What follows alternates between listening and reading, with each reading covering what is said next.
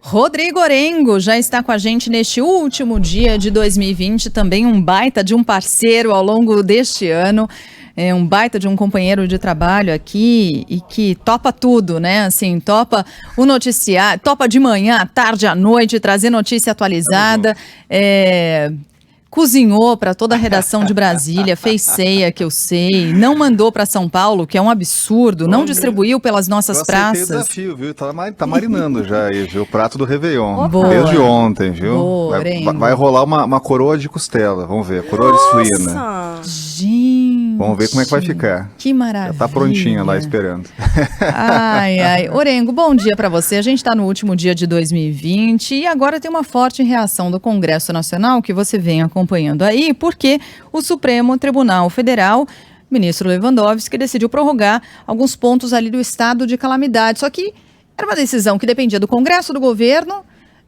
Essa decisão não veio, alguém precisava se mexer, veio o Supremo e mexeu nisso. Importante decisão, né? Porque a pandemia continua, a gente não tem ainda vacina. Então, há necessidade ainda de medidas de exceção, digamos assim, por causa do momento que a gente continua vivendo, né, Orengo? E esse foi o argumento usado, viu, para a decisão do ministro Ricardo Lewandowski, que atendeu um pedido da rede, justamente em função desse momento, em função do momento de aumento de casos e da necessidade de medidas restritivas. A decisão, por exemplo, libera governadores, prefeitos a continuarem com as medidas restritivas, uso de máscara, medidas de distanciamento, né, aquelas medidas, inclusive, em relação a alguns estabelecimentos aqui em Brasília mesmo. Temos aqui uma nova medida restritiva, né, das últimas semanas, justamente para permitir que restaurantes e bares funcionem só até 11 da noite, em função do aumento de casos, né? Estavam liberados, voltou a ter a restrição. Tem até exceção hoje em função do ano novo, mas continua aí nos próximos dias, né? Então, essa decisão do ministro Ricardo Lewandowski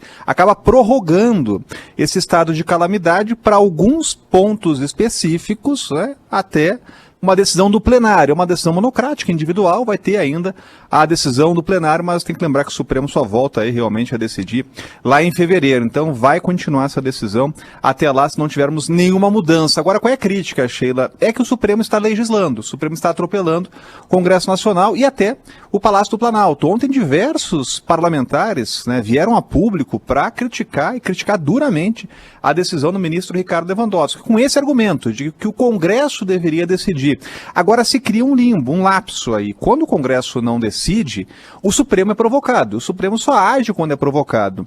Mais uma vez foi por um partido político, a Rede, que aliás já apresentou diversas ações aqui no Supremo, muitas acabaram tendo reações lá de ministros, e agora está valendo esse posicionamento do ministro Lewandowski. Bom lembrar o seguinte, que essa decisão do ministro também mantém aquela decisão importante que dá o prazo de 72 horas para a Anvisa se manifestar e autorizar, né, quaisquer medicamentos contra o coronavírus, no combate ao coronavírus, medicamentos e insumos essenciais. Aí, claro que entra a vacina também, quando aprovados por 4 agências reguladoras internacionais. É o caso do FDA, lá nos Estados Unidos, também na União Europeia, Japão e China. Isso já tinha sido aprovado e precisava dessa prorrogação para continuar valendo. Agora tem a decisão do ministro e é uma decisão que vem sendo muito criticada aqui por parlamentares. Como o Orengo disse, né, o partido Rede provocando o Supremo Tribunal Federal em diferentes assuntos, Rede tomando mais decisões do que muito parlamentar de peso, né, Orengo? Se a gente pensar bem,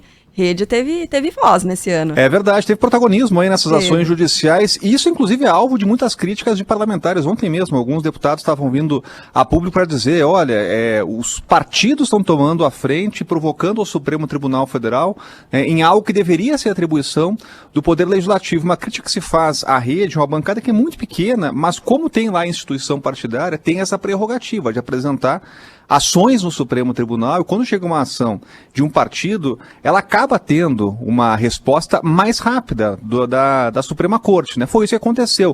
Outra crítica em relação às decisões individuais, monocráticas, não a decisão do plenário, né? Então isso pode ser revisto ali na frente pelo plenário.